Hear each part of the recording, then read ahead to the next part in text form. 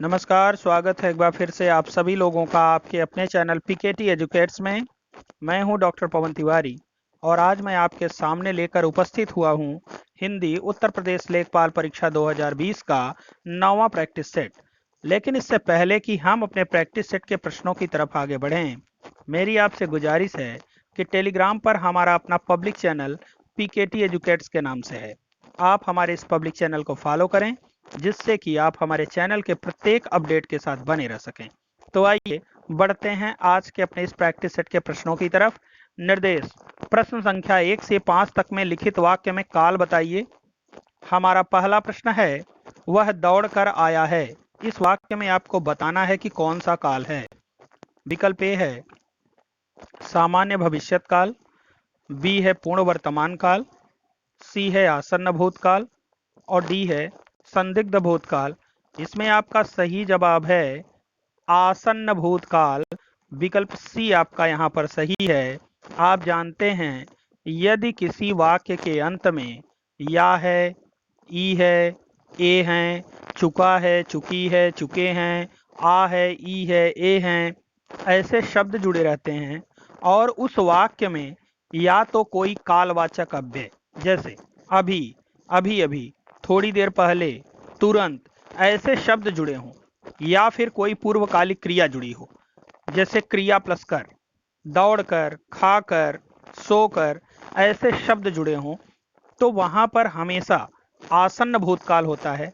आप देख सकते हैं वाक्य के अंत में या है शब्द आया है और साथ ही साथ पूर्वकालिक क्रिया दौड़ कर भी इसके साथ प्रयुक्त हुई है, तो इसलिए यह वाक्य आपका आसन्न भूतकाल में है। अगर इसमें से दौड़कर हटा दिया जाता तो यह आपका पूर्ण वर्तमान काल हो जाता, क्योंकि पूर्ण वर्तमान काल की भी पहचान यही होती है या है, ई है, ए हैं, चुका है, चुकी है, चुके हैं, आ है, ई है, ए हैं। तो पूर्ण वर्तमान काल के वाक्यों में अगर कोई कालवाचक अव्यय अथवा पूर्वकालिक क्रिया जोड़ दी जाती है तो वह हमेशा क्या बन जाता है, आसन्न भूतकाल बन जाता है। इसलिए विकल्प सी आपका यहाँ पर सही है। आइए बढ़ते हैं अपने अगले प्रश्न की तरफ। हमारा दूसरा प्रश्न है, वह पास हो गया हो। इसमें कौन सा काल है। विकल्प ए है संभाव्य वर्तमान काल, बी है संदिग्ध वर्तमान काल, सी है आसन्न भूतकाल और डी है पूर्ण वर्तमान काल। इसमें आपका सही जवाब है संभाव्य वर्तमान काल। विकल्प ए आपका सही है। हमेशा याद रखिए, किसी भी वाक्य के अंत में अगर हो शब्द आ जाए, या हो, ई हो, ए हो, अगर ऐसे शब्द आ जाएं तो तुरंत समझ जाइए कि वो संभाव्य वर्तमान काल है। यहाँ आप देख सकते हैं हो शब्द आया है, जिससे पता चल गया हमें कि इसमें संभाव्य वर्तमान काल है। इसलिए विकल्प ए आपका यहाँ पर सही है। आइए बढ़ते हैं अपने अगले प्रश्न की तरफ। लड़के विद्यालय गए। इस वाक्य में कौन सा काल है। विकल्प ए है सामान्य भूतकाल, बी है पूर्ण भूतकाल, सी है संदिग्ध भूतकाल और डी है अपूर्ण भूतकाल। इसमें आपका सही जवाब है विकल्प ए सामान्य भूतकाल। सामान्य भूतकाल की पहचान क्या होती है। वाक्य के अंत में या, ई, ए, आ, ई, ए, ता, था, ती, थी, ते, थे, ऐसे शब्द जुड़े रहते हैं तो वहां पर सामान्य भूतकाल होता है। लड़के विद्यालय गए में अंत में ए शब्द आया है, जो इस बात की तस्दीक करता है कि इसमें सामान्य भूतकाल है। इसलिए विकल्प ए आपका यहाँ पर सही है। आइए बढ़ते हैं अपने अगले प्रश्न की तरफ। हमारा अगला प्रश्न है, वह अब तक गांव पहुंच गया होगा। इसमें कौन सा काल है। विकल्प ए है संदिग्ध वर्तमान काल, बी है संदिग्ध भूतकाल, सी है आसन्न भूतकाल और डी है संभाव्य भविष्यत काल। इसमें आपका सही जवाब है संदिग्ध भूतकाल। संदिग्ध भूतकाल की पहचान क्या होती है। वाक्य के अंत में या होगा, ई होगी, ए होंगे, आ होगा, ई होगी, ए होंगे, चुका होगा, चुकी होगी, चुके होंगे, ऐसे शब्द जुड़े रहते हैं जिसे हम अंग्रेजी में पूर्ण भविष्यत काल कहते हैं। वही हमारे यहाँ हिंदी में संदिग्ध भूतकाल के नाम से जाना जाता है, क्योंकि हमारे यहाँ हिंदी में पूर्ण भविष्यत काल नहीं होता है। तो चुका होगा, चुकी होगी, ऐसे शब्द हमारे यहाँ जब भी आएंगे वो संदिग्ध भूतकाल के अंतर्गत माने जाएंगे। इसलिए विकल्प बी आपका यहाँ पर सही है। आप देख सकते हैं यहाँ या होगा शब्द आया हुआ है। तो आइए बढ़ते हैं अपने अगले प्रश्न की तरफ। मेरा भाई पौधों में पानी देता होगा। विकल्प ए है संभाव्य वर्तमान काल, बी है संदिग्ध वर्तमान काल, सी है पूर्ण वर्तमान काल और डी है सामान्य भविष्यत काल। इसमें आपका सही जवाब है संदिग्ध वर्तमान काल। विकल्प बी आपका सही है। हमेशा याद रखिए, यदि किसी वाक्य के अंत में ता होगा, ती होगी, ते होंगे, ऐसे शब्द जुड़े रहते हैं तो वह संदिग्ध वर्तमान काल होता है। यहाँ पर आप देख सकते हैं ता होगा जुड़ा है, इसलिए विकल्प बी आपका यहाँ पर सही है, संदिग्ध वर्तमान काल। आइए बढ़ते हैं अपने अगले प्रश्न की तरफ। निर्देश, प्रश्न संख्या 6 से 10 तक के वाक्यों में अलंकार का चयन कीजिए। हमारा छठा प्रश्न है, का सरवरी तहि देई मयंकु, चाँद कलंकी वह निकलंकु। इसमें कौन सा अलंकार है? विकल्प ए है उपमा, बी है प्रतीप, सी है व्यतिरेक और डी है रूपक। इसमें आपका सही जवाब है व्यतिरेक अलंकार। विकल्प सी आपका इसमें सही है। का सरवरी तहि देई मयंकु, चाँद कलंकी वह निकलंकु। यह मलिक मोहम्मद जैसी जी की पंक्ति है। यहाँ पर पद्मावती के सौंदर्य का वर्णन करते हुए कवि कहता है कि मैं नायिका के चेहरे की तुलना कैसे चंद्रमा से कर दूं? चंद्रमा में तो कलंक है, धब्बा है, लेकिन उसका चेहरा बेदाग है। यहाँ पर आप देख सकते हैं उपमेय के द्वारा उपमान को पराजित कर दिया गया है। जहाँ पर उपमेय के द्वारा उपमान को पराजित किया जाता है वहाँ प्रतीप अलंकार होता है, लेकिन जहाँ पर उपमेय के द्वारा उपमान को कारण बताते हुए पराजित किया जाता है वहाँ व्यतिरेक अलंकार होता है। यहाँ पर चेहरे को चंद्रमा को चेहरे के द्वारा पराजित कर दिया गया, उपमेय के द्वारा उपमान को पराजित कर दिया गया और यहाँ पर कारण भी बताया गया कि क्यों पराजित किया गया।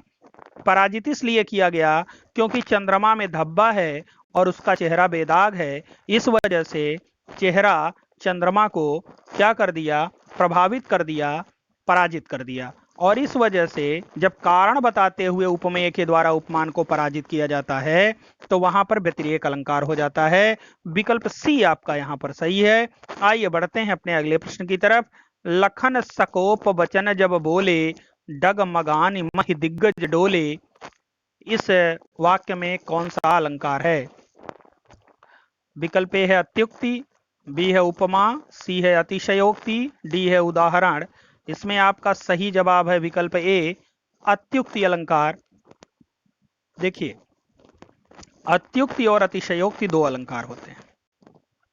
जहां पर किसी चीज का बहुत बढ़ा चढ़ा करके वर्णन किया जाए और उसमें काल्पनिकता का भी पुट हो, वहां पर अतिशयोक्ति अलंकार होता है।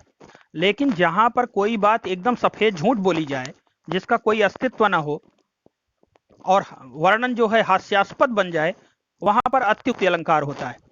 यहाँ पर लक्ष्मण जी जब क्रोध के साथ बोले हैं तो पृथ्वी डगमगाने लगी है और यह निश्चित रूप से एक हास्यास्पद वर्णन है, इसलिए यहाँ पर अत्युक्ति अलंकार है, अतिशयोक्ति अलंकार नहीं है।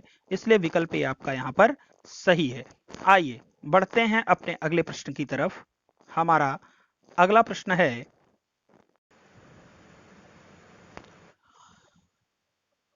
पट पीत मानहु तड़ित रुचि सुचि नौमि जनक सुतावरम।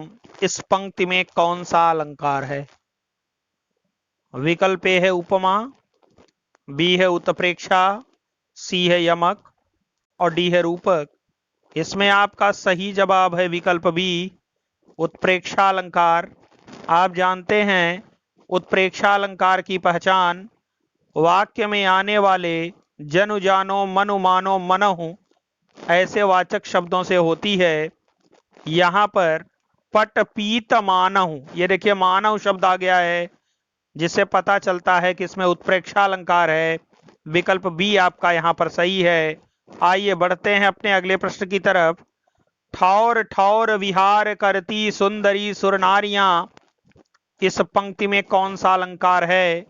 विकल्प ए है यमक, बी है पुनरुक्ति प्रकाश, सी है वीप्सा और डी है वक्रोक्ति।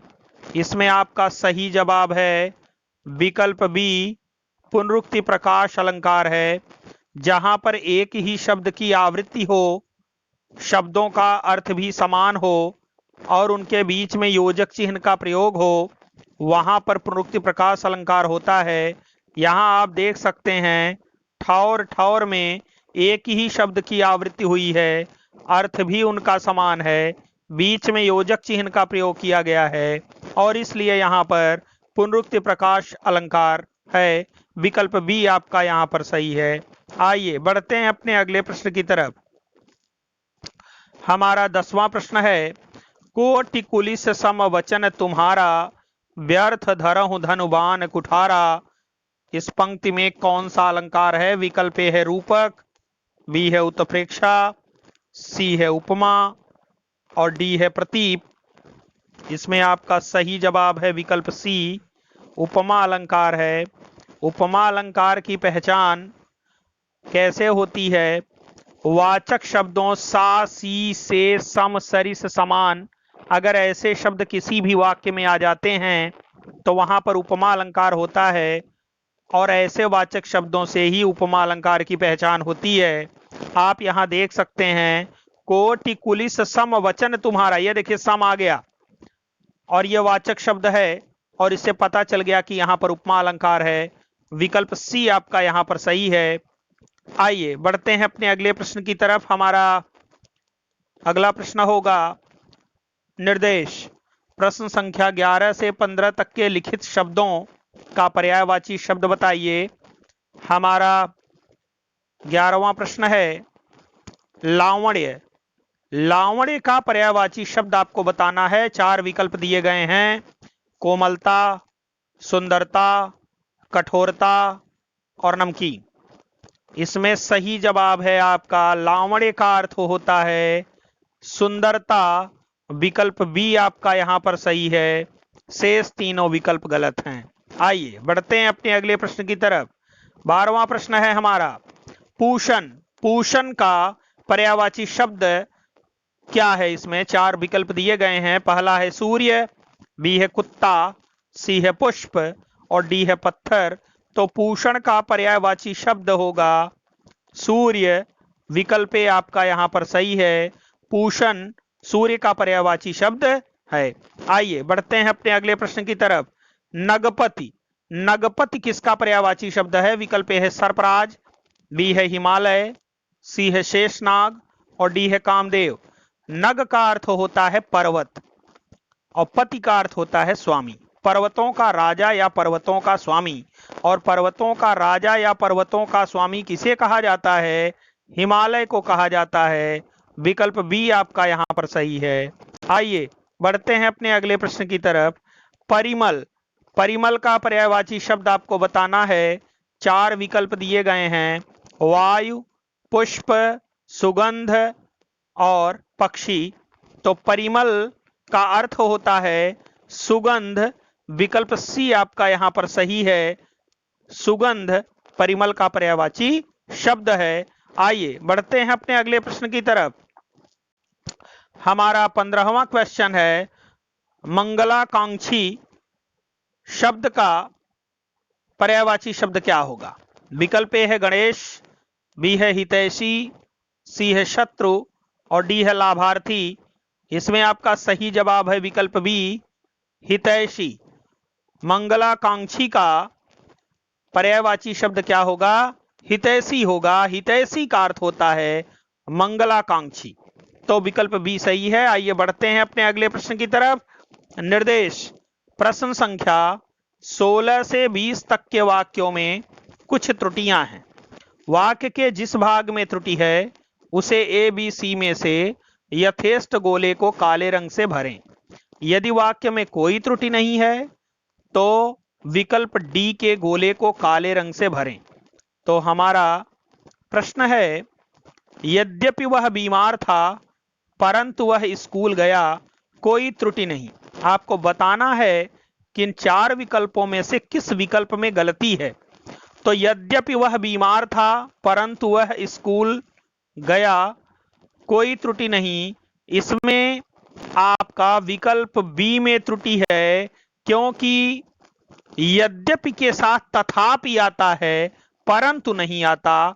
यद्यपि वह बीमार था तथापि वह स्कूल गया, ऐसे वाक्य बनना चाहिए था। विकल्प बी में गलती है, परंतु के स्थान पर तथापि होना चाहिए था। तो यहां पर विकल्प बी आपका सही ऑप्शन है। आइए बढ़ते हैं अपने अगले प्रश्न की तरफ। शनैः उसको सफलता मिलने लगी, कोई त्रुटि नहीं। विकल्प ए है शनैः उसको, बी है सफलता, सी है मिलने लगी, डी है कोई त्रुटि नहीं। इसमें आपके विकल्प ए में त्रुटि है, क्योंकि शनैः जब भी आता है अकेले नहीं आता। शनैः शनैः उसको सफलता मिलने लगी, ऐसे वाक्य बनना चाहिए था। शनैः का अर्थ होता है धीरे, तो शनैः शनैः धीरे धीरे उसको सफलता मिलने लगी, ऐसे वाक्य बनना चाहिए था। यहां पर शनैः शब्द की आवृत्ति होनी चाहिए थी, जो नहीं हुई है। एक ही बार केवल शनैः आया है, इसलिए गलत है। विकल्प ए में गलती है, इसलिए विकल्प ए आपका इसमें सही है, जिसमें त्रुटि है। आइए बढ़ते हैं अपने अगले प्रश्न की तरफ। कल पैंट शर्ट या जूता पहनकर ही आना, कोई त्रुटि नहीं। विकल्प ए है कल पैंट शर्ट, बी है या जूता पहनकर, सी है ही आना, डी है कोई त्रुटि नहीं है। इसमें गलती किस भाग में है? या जूता पहनकर। जी हां, विकल्प बी में गलती है। यहां पर या के जगह पर और होना चाहिए, कल पैंट शर्ट और जूता पहनकर ही आना, ऐसे वाक्य बनना चाहिए था। यहां पर विकल्प सूचक शब्द का प्रयोग होना निश्चित रूप से गलत है। यहां या के जगह पर और शब्द का प्रयोग होना चाहिए था, इसलिए विकल्प बी में आपके गलती है, और इसलिए विकल्प बी आपका यहां पर सही है। आइए बढ़ते हैं अपने अगले प्रश्न की तरफ। राम और श्याम में एक को किताब मिलेगी, कोई त्रुटि नहीं। विकल्प ए है राम और श्याम, बी है में एक को, सी है किताब मिलेगी, कोई त्रुटि नहीं। चूंकि राम और श्याम में से किसी एक को ही किताब मिलेगी, तो यहां पर और का प्रयोग नहीं होना चाहिए। राम या श्याम में एक को किताब मिलेगी, ऐसे वाक्य बनना चाहिए था, इसलिए विकल्प ए में गलती है, और इस नाते से विकल्प ए आपका यहां पर सही है। राम या श्याम में एक को किताब मिलेगी, ऐसे वाक्य होना चाहिए था, तो विकल्प ए आपका इसमें सही है। आइए बढ़ते हैं अपने अगले प्रश्न की तरफ। आज तक मैं व्यायाम करता हूं, कोई त्रुटि नहीं। विकल्प ए है आज तक, बी है मैं व्यायाम, सी है करता हूं, डी है कोई त्रुटि नहीं। इस वाक्य में विकल्प ए में गलती है, ये आज तक नहीं बल्कि आज भी शब्द होना चाहिए था। आज भी मैं व्यायाम करता हूं, ऐसे वाक्य होना चाहिए था, तो आज तक के जगह पर आज भी शब्द सही होता, इसलिए विकल्प ए में गलती है, और इसलिए विकल्प ए आपका यहां पर सही है। आइए बढ़ते हैं अपने अगले प्रश्न की तरफ। निर्देश प्रश्न संख्या 21 से 25 तक लिखित अनेकार्थी शब्दों का दूसरा अर्थ बताइए। हमारा 21वां प्रश्न है कृष्ण। कृष्ण का एक अर्थ इसमें दिया है भगवान श्री कृष्ण, और आपको दूसरा अर्थ इसमें तलाश करना है। विकल्प ए है वेद व्यास, बी है भौरा, सी है कमल, और डी है कुमुद। तो कृष्ण भगवान श्री कृष्ण को भी कहते हैं, और कृष्ण वेद व्यास को भी कहा जाता है। वेद व्यास का नाम भी कृष्ण है, इसलिए विकल्प ए आपका सही है यहां पर। आइए बढ़ते हैं अपने अगले प्रश्न की तरफ। कंस। कंस का एक अर्थ इसमें दिया गया है श्री कृष्ण का मामा, और दूसरा अर्थ आपको इसमें तलाश करना है। विकल्प ए है क्रूर, बी है सुराही, सी है बांस, और डी है कपाट। इसमें सही जवाब है आपका विकल्प बी। कंस का अर्थ श्री कृष्ण का मामा भी है और सुराही भी है। विकल्प बी आपका यहां पर सही है। तो कंस का अर्थ श्री कृष्ण का मामा भी और सुराही भी दोनों होता है। आइए बढ़ते हैं अपने अगले प्रश्न की तरफ। हमारा 23वां प्रश्न है कंक। कंक का एक अर्थ होता है छतरी, और दूसरा अर्थ आपको तलाश करना है। विकल्प ए है कंकड़, बी है कौवा, सी है कछुआ, और डी है यम। तो कंक का अर्थ छतरी भी होता है, और कंक का अर्थ यम भी होता है। विकल्प डी आपका यहां पर सही है, कंक का अर्थ यम भी होता है। आइए बढ़ते हैं अपने अगले प्रश्न की तरफ। हमारा 24वां प्रश्न है, गुण का एक अर्थ होता है कौशल। गुण का एक अर्थ क्या होता है? कौशल। और दूसरा अर्थ आपको इन चार विकल्पों में तलाश करना है। विकल्प ए है गाय, बी है रस्सी, सी है देवता और डी है ऋषि। तो इसमें आपका सही जवाब है विकल्प बी, गुण का अर्थ कौशल भी होता है और गुण का अर्थ रस्सी भी होता है। बाकी तीनों ऑप्शन आपके गलत हैं। आइए बढ़ते हैं अपने अगले प्रश्न की तरफ। चक्र, चक्र का एक अर्थ होता है पहिया और दूसरा अर्थ आपको इसमें तलाश करना है। विकल्प ए है चश्मा, बी है अनाज, सी है आंधी और डी है चकवा पक्षी। तो डी ऑप्शन इसमें सही है। चक्र का अर्थ पहिया भी होता है और चक्र का अर्थ चकवा पक्षी भी होता है, जबकि चक्रवात का अर्थ आंधी होता है। इसलिए विकल्प सी आपका इसमें नहीं होगा। आइए बढ़ते हैं अपने अगले प्रश्न की तरफ। हमारा 26वां प्रश्न है, भक्ति रस के प्रवर्तक आचार्य हैं।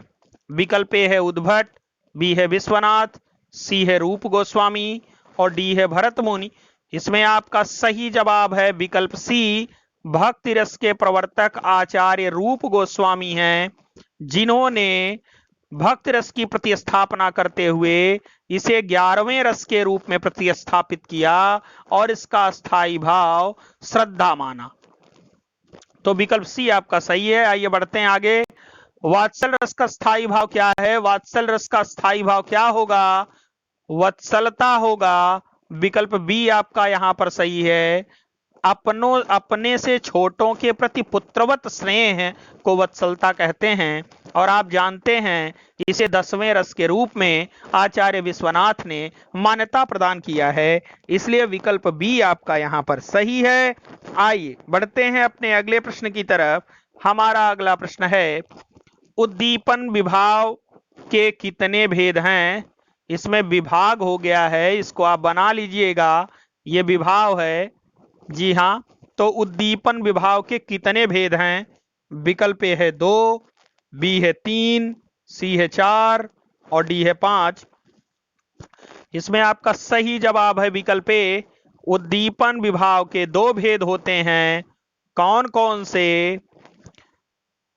आपका पहला होगा विषयगत उद्दीपन और दूसरा होगा बहिर्गत उद्दीपन।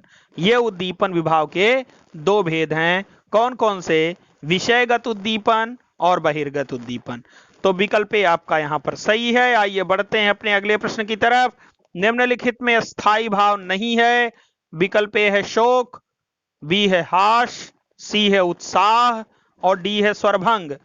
शोक करुण रस का स्थायी भाव है, हास हास्य रस का स्थायी भाव है, उत्साह वीर रस का स्थायी भाव है, जबकि स्वरभंग यह सात्विक अनुभाव के 8 भेदों में से एक भेद है। तो विकल्प डी आपका स्वरभंग यह स्थायी भाव नहीं है। आइए बढ़ते हैं अपने अगले प्रश्न की तरफ। हमारा अगला प्रश्न है, बिनु सतसंग विवेक न होई, राम कृपा बिन सुलभ न सोई। इस पंक्ति में रस है। विकल्प ए है शांत रस, बी है भक्ति रस, सी है करुण रस और डी है वीर रस। ये गोस्वामी तुलसीदास जी की चौपाई है। बिनु सतसंग विवेक न होई, बिना सतसंगति के विवेक नहीं होता, ज्ञान नहीं होता और बिना भगवान श्री रामचंद्र जी की कृपा से सतसंगति सुलभ नहीं होती है। इसमें गोस्वामी तुलसीदास जी का भगवान श्री रामचंद्र जी के प्रति भक्ति भाव प्रदर्शित हुआ है। इसलिए इसमें विकल्प बी आपका सही होगा, भक्ति रस। विकल्प बी आपका इसमें सही है। आइए बढ़ते हैं अपने अगले प्रश्न की तरफ। निर्देश प्रश्न संख्या 31 से 35 तक लिखित लोकोक्तियों मुहावरों के सही अर्थ का चयन कीजिए। हमारा 31वां प्रश्न है, झूठ के पांव नहीं होते। इस मुहावरे का, ये लोकोक्ति है फिलहाल, इस लोकोक्ति का आपको अर्थ बताना है। विकल्प ए है झूठा आदमी अपनी बात पर खरा नहीं उतरता, बी है झूठा आदमी चल नहीं पाता, सी है झूठा आदमी चंचल होता है, और डी है झूठा आदमी बहुत जिद्दी होता है। इसमें आपका सही जवाब है विकल्प ए, झूठा आदमी अपनी बात पर खरा नहीं उतरता। ये ऑप्शन आपका सही है, झूठ के पांव नहीं होते का यही अर्थ है। आइए बढ़ते हैं अपने अगले प्रश्न की तरफ। सब्जबाग दिखाना, इस मुहावरे का अर्थ आपको बताना है। 4 विकल्प दिए गए हैं। सब्जी के खेत में जाना, बी है कोरा लोभ देकर बहकाना, सी है सब्जी का बाग दिखाना, और डी है सब्जी बेचना। इसमें आपका सही जवाब है विकल्प बी, कोरा लोभ देकर बहकाना। विकल्प बी आपका यहां पर सही है। किसी को लालच में रख करके उसको बहकाना, यही कहा जाता है सब्जबाग दिखाना। आइए बढ़ते हैं अपने अगले प्रश्न की तरफ। फूटी आंख का तारा, विकल्प ए है अच्छा न लगना, बी है बहुत प्यारा लगना, सी है अच्छा लगना, और डी है बेसहारा होना। तो फूटी आंख का तारा, इस मुहावरे का अर्थ होगा विकल्प बी, बहुत प्यारा लगना। जी हां, विकल्प बी आपका यहां पर सही है। आइए बढ़ते हैं अपने अगले प्रश्न की तरफ। बट्टा लगना, इस मुहावरे का अर्थ क्या होगा? विकल्प ए है बट्टी खाना, बी है कलंक लगना, सी है बेईमान होना, और डी है चतुराई दिखाना। इसमें सही जवाब है आपका विकल्प बी, बट्टा लगना का अर्थ होता है कलंक लगना। जैसे आप कहते हैं मेरी इज्जत पर बट्टा लग गया, तो अर्थात मेरी इज्जत पर कलंक लग गया। विकल्प बी आपका यहां पर सही है। आइए बढ़ते हैं अपने अगले प्रश्न की तरफ। हमारा 35वां प्रश्न है, पत्थर की लकीर, इस मुहावरे का अर्थ क्या होगा? विकल्प ए है पत्थर पर लकीर खींचना, बी है अत्यंत सत्य, और सी है लकीर पर पत्थर फेंकना, और डी है पत्थर पर चलना। इसमें आपका सही जवाब है विकल्प बी, अत्यंत सत्य बात कहना, या अत्यंत सत्य बात को ही हम क्या कहते हैं? पत्थर की लकीर। जैसे आप कहते हैं हमारी जबान पत्थर की लकीर है, माने एकदम दृढ़ प्रतिज्ञ हैं हम, और जो हमने कह दिया यही सत्य है, इसके अलावा सब गलत है। तो पत्थर की लकीर का अर्थ होता है अत्यंत सत्य बात। आइए बढ़ते हैं अपने अगले प्रश्न की तरफ। हमारा 36वां प्रश्न है, यथा विधि में समास है। विकल्प ए है बहुव्रीहि, बी है कर्मधारय, सी है तत्पुरुष, और डी है अव्ययी भाव। इसमें सही जवाब है आपका विकल्प डी, अव्ययी भाव समास, क्योंकि यथा इसमें अव्यय है, और यथा विधि का अर्थ होता है विधि के अनुसार। तो विकल्प डी आपका यहां पर सही है, अव्ययी भाव समास। आइए बढ़ते हैं अपने अगले प्रश्न की तरफ। नीलकंठ में समास है। विकल्प ए है कर्मधारय, बी है तत्पुरुष, सी है अव्ययी भाव, और डी है बहुव्रीहि। इसमें आपका सही जवाब है बहुव्रीहि समास, विकल्प डी। इस वजह से क्योंकि नीलकंठ यह भगवान शंकर जी का नाम है, और अन्य पद की प्रधानता होने की वजह से इसमें बहुव्रीहि समास हो गया। यदि बहुव्रीहि ऑप्शन में नहीं रहा होता तो विकल्प ए आपका यहां पर सही होता, कर्मधारय समास। तो नीला है कंठ जिसका, अर्थात भगवान शिव, तो बहुव्रीहि समास विकल्प डी आपका यहां पर सही है। आइए बढ़ते हैं अपने अगले प्रश्न की तरफ। उड्डयन में संधि है। विकल्प ए है अयादि संधि, बी है यण संधि, सी है व्यंजन संधि, और डी है विसर्ग संधि। उड्डयन में विकल्प सी सही है, व्यंजन संधि। उत धन डयन बराबर उड्डयन। तो यह व्यंजन संधि का नियम है कि अगर प्लस के पहले त हो और प्लस के बाद ड या ढ हो तो त भी ड में बदल जाता है। तो इस प्रकार से त जब ड में बदला तो उत धन डयन बराबर उड्डयन हो गया। यह व्यंजन संधि का नियम है। विकल्प सी आपका यहां पर सही है, यहां पर व्यंजन संधि। आइए बढ़ते हैं अपने अगले प्रश्न की तरफ। हमारा 39वां क्वेश्चन है, अभ्यागत का संधि विच्छेद होगा। विकल्प ए है अभिधन आगत, बी है अभिधन आगत, सी है अभिधन आगत, और डी है अभ्याधनगत। इसमें आपका सही जवाब है विकल्प ए, अभिधन आगत बराबर अभ्यागत। इसमें यण संधि है, और यण संधि का नियम है कि यदि प्लस के पहले छोटी ई, छोटा ऊ या री रहता है तो वह क्रमशः छोटी छोटा छोटी ई या में बदल जाता है, छोटा ऊ व में बदल जाता है और री र में बदल जाता है।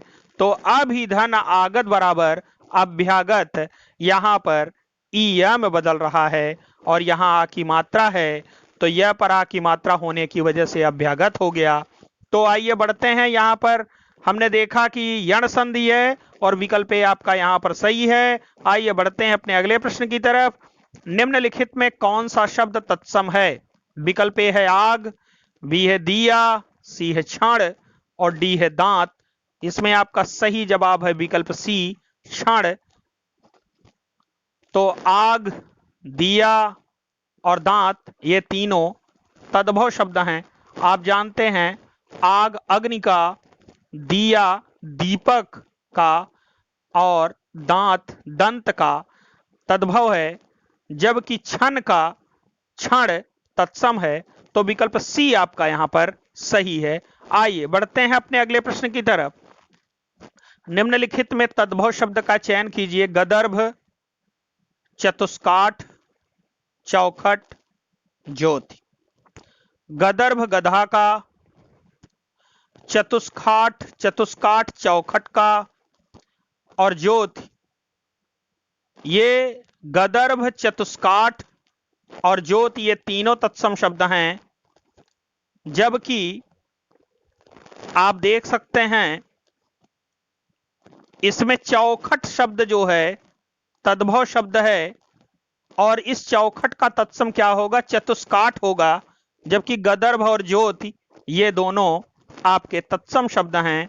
तो विकल्प सी आपका यहां पर तद्भव शब्द है, यही सही है। आइए बढ़ते हैं अपने अगले प्रश्न की तरफ। निर्देश, प्रश्न संख्या 42 और 43 में लिखित वाक्यांशों के लिए सही शब्द का चयन कीजिए। हमारा 42वां क्वेश्चन है, तीनों कालों को जानने वाला। जो तीनों कालों को जानने वाला होता है उसे हम क्या कहते हैं? त्रिगुणातीत, बी है त्रिकालदर्शी, सी है भविष्यवक्ता और डी है त्रिकाली। विकल्प बी आपका यहां पर सही है।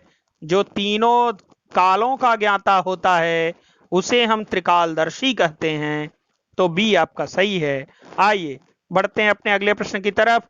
नक्षत्रों का ज्ञाता, जिसे नक्षत्रों का ज्ञान हो उसे हम क्या कहते हैं? नक्षत्रज्ञ, बी है ज्योतिषी, सी है आचार्य और डी है पंडित। इसमें सही जवाब है ज्योतिषी। विकल्प बी सही है। नक्षत्रों के ज्ञाता को हम क्या कहते हैं? ज्योतिषी कहते हैं। विकल्प बी सही है। निर्देश, प्रश्न संख्या 24 और 25 में लिखित प्रश्न संख्या 44 और 45 में लिखित शब्दों के विलोम शब्दों का चयन कीजिए। हमारा अगला प्रश्न है सुर। सुर शब्द का विलोम शब्द आपको बताना है। पहला है देवता, बी है असुर, सी है पापी और डी है मनुष्य। तो सुर का विलोम शब्द होगा असुर। विकल्प बी आपका यहां पर सही है। आइए बढ़ते हैं अपने अगले प्रश्न की तरफ। मेहमान, मेहमान का विलोम शब्द आपको बताना है। विकल्प ए है अतिथि, बी है मेजबान, सी है दरबान और डी है आगंतुक। तो अतिथि, आगंतुक ये दोनों मेहमान के ही पर्यायवाची शब्द हैं। दरबान का यहां कोई औचित्य ही नहीं है, जबकि मेजबान मेहमान का विलोम शब्द है। विकल्प बी आपका यहां पर सही है। निर्देश, हम बढ़ते हैं अपने अगले प्रश्न की तरफ। प्रश्न संख्या 46 और 47 में लिखित शब्द किस भाषा के हैं? सही विकल्प बताइए। हमारा अगला प्रश्न है हिंदी। हिंदी किस भाषा का शब्द है? विकल्प ए है अरबी, बी है फारसी, सी है तुर्की, डी है पश्तो। इसमें सही जवाब है आपका विकल्प बी, हिंदी फारसी भाषा का शब्द है। विकल्प बी आपका यहां पर सही है। आइए बढ़ते हैं अपने अगले प्रश्न की तरफ। स्टेशन किस भाषा का शब्द है? विकल्प ए है ग्रीक, बी है चीनी, सी है यूनानी और डी है अंग्रेजी। तो स्टेशन अंग्रेजी भाषा का शब्द है। विकल्प डी आपका यहां पर सही है। आइए बढ़ते हैं अपने अगले प्रश्न की तरफ। शुद्ध वर्तनी वाले शब्द का चयन कीजिए। विकल्प ए है नागपति, नागपति। बी है आत्मश्लाघा, सी है विभीषण और डी है वातायन। नागपति यह कोई शब्द नहीं है, वास्तव में यह नगपति है। यह क्या है? नगपति। ये सही है, जी हां। और आत्मश्लाघा, इसमें जो सही विकल्प है आपका वो सही है बी आपका आत्मश्लाघा। आत्मश्लाघा का अर्थ होता है स्वयं की प्रशंसा करना, जबकि विभीषण में व पर छोटी ई की मात्रा होनी चाहिए थी और वातायन नहीं बल्कि यह वातायन होता है, यहां पर ब के जगह पर व होना चाहिए था। तो बाकी तीनों आपके गलत हैं, विकल्प बी आपका यहां पर सही है आत्मश्लाघा, इसमें कोई गलती नहीं है। आइए बढ़ते हैं अपने अगले प्रश्न की तरफ। ऐसे शब्द जिन पर लिंग वचन कारक आदि का कोई प्रभाव नहीं पड़ता कहलाते हैं। विकल्प ए है संज्ञा, बी है विशेषण, सी है अव्यय और डी है क्रिया। तो ऐसे शब्द जिन पर लिंग वचन कारक आदि का कोई प्रभाव नहीं पड़ता वो अव्यय कहलाते हैं, और इसलिए विकल्प सी आपका यहां पर सही होगा। क्या कहलाते हैं? अव्यय कहलाते हैं, जिनमें कोई परिवर्तन नहीं होता है। आइए बढ़ते हैं अपने अगले प्रश्न की तरफ। रिक्त स्थान की पूर्ति कीजिए। हम जैसे जैसे ऊपर जाते हैं बढ़ती जाती है। विकल्प ए ठंड, बी है वायु, सी है श्वास और डी है तापमान। इसमें आपका सही जवाब है विकल्प ए ठंड है। हम जैसे जैसे ऊपर जाते हैं ठंड बढ़ती जाती है, यह आपका सही विकल्प है। और इस तरह से रिक्त स्थानों की पूर्ति हमारी सही तरीके से होती है। वायु, श्वास और तापमान ये तीनों यहां पर सही तरीके से प्रयुक्त नहीं हो सकते हैं, इसलिए विकल्प ए आपका यहां पर सही है। जैसे जैसे ऊपर जाते हैं ठंड बढ़ती जाती है, ये सही है। और इसी के साथ आज हम लोगों ने इस प्रैक्टिस सेट को समाप्त किया है। मुझे पूरी उम्मीद है कि सारे प्रश्न आपको बेहतर तरीके से समझ में आए होंगे। तो अब हम आपसे लेंगे विदा। That's all, thanks to all of you.